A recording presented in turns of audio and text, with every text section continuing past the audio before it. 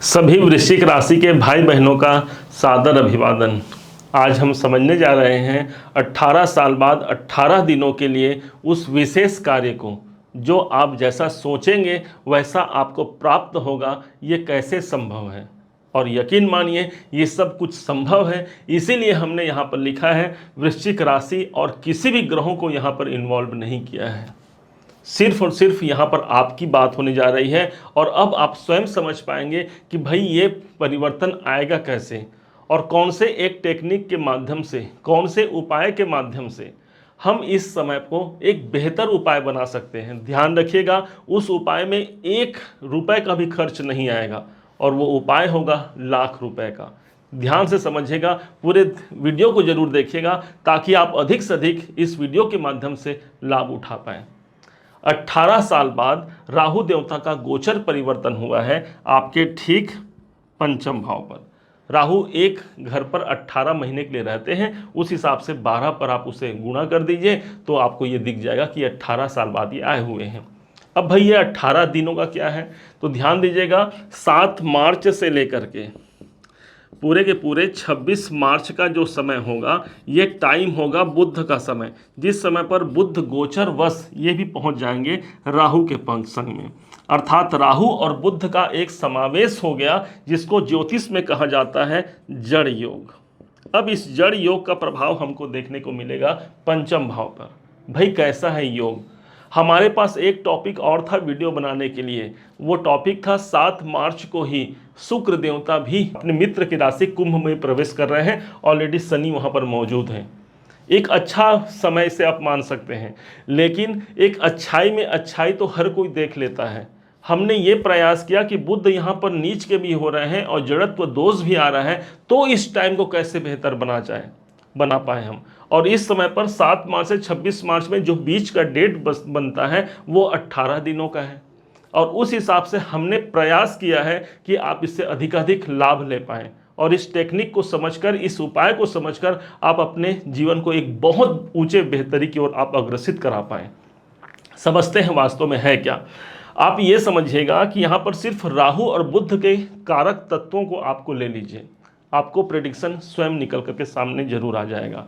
राहु बोलते हैं कि मैं असीमित हूँ, मेरे पास कोई सीमा नहीं है, तो वहीं पर राहु बोलते हैं कि मेरे पास बुद्धि है, मैं बुद्धि का कारक हूँ। अर्थात इस समय पर आपके एजुकेशन, आपकी बुद्धिमत्ता में असीमित बुद्धिमत्ता आने वाली है, क्योंकि जो पंचम भाव होता है ये हमारे जीवन में हमको यही प्रदर्शित करता है, हमारी बुद्धिमत्ता का स्थान हो गया पंचम भाव।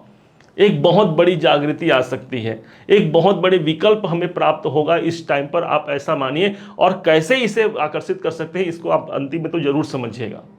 अब राहु बोलते हैं कि भाई मेरे पास जादू है, जादू से जोड़ते हैं हम राहु को, और साथ ही साथ बुद्धि को बोलते हैं, बुद्ध को बोलते हैं हम व्यापार, आपका कर्म क्षेत्र। तो इस समय पर व्यापार या कर्म क्षेत्र में आपको जादू देखने को मिल सकता है।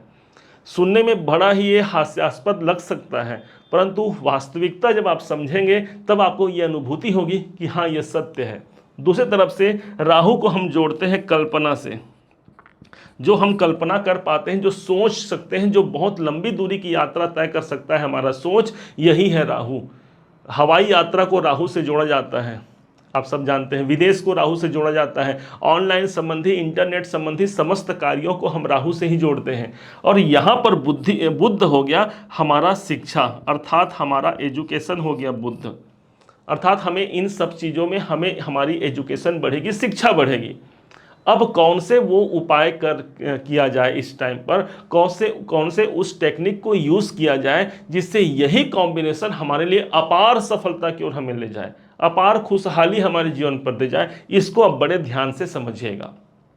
ये जो कॉम्बिनेशन बन रहा है ना, ये कोई नॉर्मल कॉम्बिनेशन नहीं है। राहु बुध का जड़त्व योग है। जड़त्व योग मतलब कि जड़ से काम करने का समय है। ये जहाँ पर से प्रॉब्लम चालू हुआ है वहाँ से हमको काम करने की आवश्यकता रहेगी। दूसरे रूप से समझिए, जो 12 नंबर की राशि है ये हमारे अवचेतन मन को प्रदर्शित करता है। अवचेतन मन हमारा 12 नंबर की राशि, जहाँ पर ये दोनों ग्रह आए हुए हैं। राहु बोलते हैं मैं कल्पना का कारक हूँ, तो इस समय पर हमें अवचेतन मन में कल्पना करना है। बुद्ध बोलते हैं मैं आपकी बुद्धिमत्ता हूँ। अर्थात हमारे जीवन में जो भी परेशानी चल रही है उस परेशानियों से बाहर निकलने का एक सबसे बड़ा रास्ता हो सकता है आपका अपना अवचेतन मन। क्योंकि इस समय पर ग्रहों की स्थिति भी इसी प्रकार आपके कार्य को पूरा करने के लिए आपके संग संग चलने वाले हैं। ध्यान रखिएगा, कोई ग्रह अपना इवेंट तभी तक देते हैं जब तक आप उसके कारक तत्व को अपने जीवन में स्वीकार नहीं करते, तब तक। जिस दिन आपने स्वीकार कर लिया, अर्थात ये राहु और बुध के शुभ प्रभाव आपको प्राप्त होने प्रारंभ हो जाएंगे। अन्यथा ये तो भाई बुध आपके वैसे भी शत्रु हैं, लगन के मालिक हो गए, हाँ, लेकिन इनकम के मालिक होकर के यहाँ पर हैं, इसलिए इनकम को जरूर प्रभावित करा पाएंगे। अब कैसे इससे लाभ लेना है, तो हमने कहा अवचेतन मन। सुबह रात के सोने से ठीक 5 मिनट पहले और सुबह को उठने के ठीक 5 मिनट बाद अपने अवचेतन मन पे हमें कार्य करना है। जो आप इवेंट चाहते हैं, क्योंकि पंचम भाव है, पंचम भाव हमारी सोच है, जो भी आपके सोच है, जो आपके डिजायर है, उस बारे में आपको सोचना होगा। विशेष तौर पर राहु और बुध दोनों की दृष्टि आपके ठीक इनकम भाव पर जा रही है, अर्थात कोई बड़ा इनकम, कोई बड़ा लक्ष्य दिला पाएगा। ये हमको सोचना क्या है, जो इवेंट हम चाहते हैं, मान लीजिए कोई बहुत बड़ी धनराशि हमें चाहिए, उसके लिए हमें कल्पना, सिर्फ कल्पना करना है। राहु को हमने इन्वॉल्व कर लिया, हमने अवचेतन मन पर काम किया। एक होता है हमारा मन जो सदैव चंचल होता है, एक होता है अवचेतन मन जो हमारे अंदर होता है। रात को सोते समय हम तो सो जाते हैं, लेकिन हमारा अवचेतन मन निरंतर कार्य करते रहता है। उस हिसाब से सोने से 5 मिनट पहले यदि हम अपने उस शुभ कार्य को सोचें और सोच करके उसे विजुलाइज करें कि हाँ, मेरे अंदर, मेरे जीवन में ये कार्य घटना घटित हो चुकी है या हो रही है, तो यकीन मानिए यहाँ से आपके जीवन बदलने की उम्मीद काफ़ी प्रभावी हो जाएगी। मुझे कोई बड़ा धनराशि चाहिए, मान लीजिए मुझे 1 लाख रुपए चाहिए, मुझे वो प्राप्त हो गया है, फेस में आपके स्माइलिंग होना चाहिए और आप उसे देखें कि हाँ, मुझे प्राप्त हो चुका है और उसके द्वारा मैं अपने अमुक अमुक कार्य को कर रहा हूँ। कैरियर में कोई बड़ा अचीवमेंट चाहिए, तो मुझे वो प्राप्त हो चुका है और लोग मुझे बधाइयाँ दे रहे हैं, मेरे लिए लोग ताली बजा रहे हैं। ये सब कुछ आपको अपने कल्पना शक्ति के द्वारा दर्शन करने की आवश्यकता होगी। जब इसे आपने देख लिया, समझ लिया, तो यही रिपीट कीजिए सुबह के समय पर, जब आप उठते हैं उसके तुरंत बाद में। निश्चय मानिए कि आपने ओम शांति ओम मूवी का एक डायलॉग सुना होगा कि यदि पूरी शिद्दत से आप जिस चीज़ को की कामना करते हैं, वो पूरी कायनात आपको उसे मिलाने में लग जाती है। आपको वही इवेंट आपको अपने सामने दिखेंगे। क्यों? आप किसी व्यक्ति को याद करते हैं और वो व्यक्ति का फ़ोन आ जाता है, वो या फिर वो आपसे टकरा जाता है, अर्थात उसे मिलना हो जाता है। आप जो सोचते हैं वही आपके जीवन में घटित होता है। तो इसलिए भाई, यदि कोई परेशानी है हमारे जीवन में, तो पॉजिटिव सोचने में क्या जाता है, इसमें कोई पैसा तो नहीं लगेगा, बल्कि ये पूरे के पूरे 100% काम करता है। इस अवचेतन मन की शक्ति के ऊपर हजारों पुस्तकें बन चुकी हैं, लिखी जा चुकी हैं और लाखों लोग इसका लाभ उठा रहे हैं।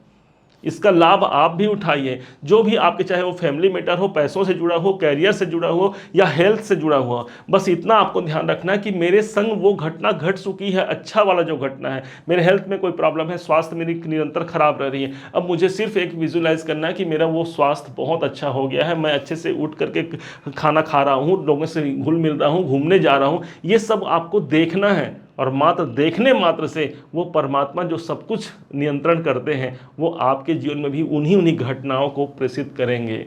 अपने आप समय बदलते देर नहीं लगेगा।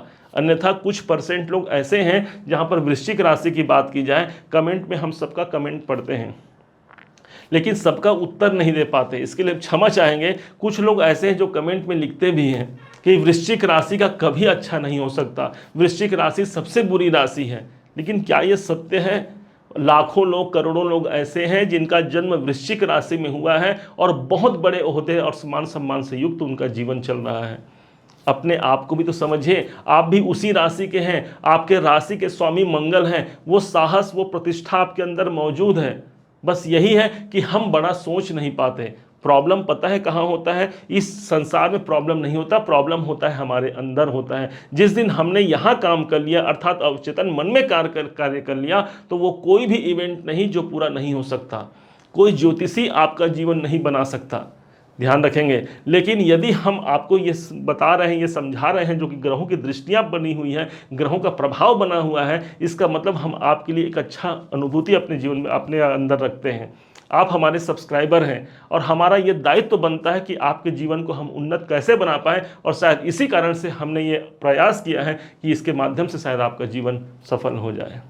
उम्मीद है आप सबने इसे समझा है, आप सबने इसे जाना है। यदि आप इसे समझा है, जाना है, मेरे समझाने का प्रयास यदि आपको सार्थक लगा हो, मेरे समझाने का तरीका यदि आपको सार्थक लगा हो, तो हर बार की भांति इस बार भी अपना प्यार भरा लाइक और कमेंट करना कभी मत भूलिएगा।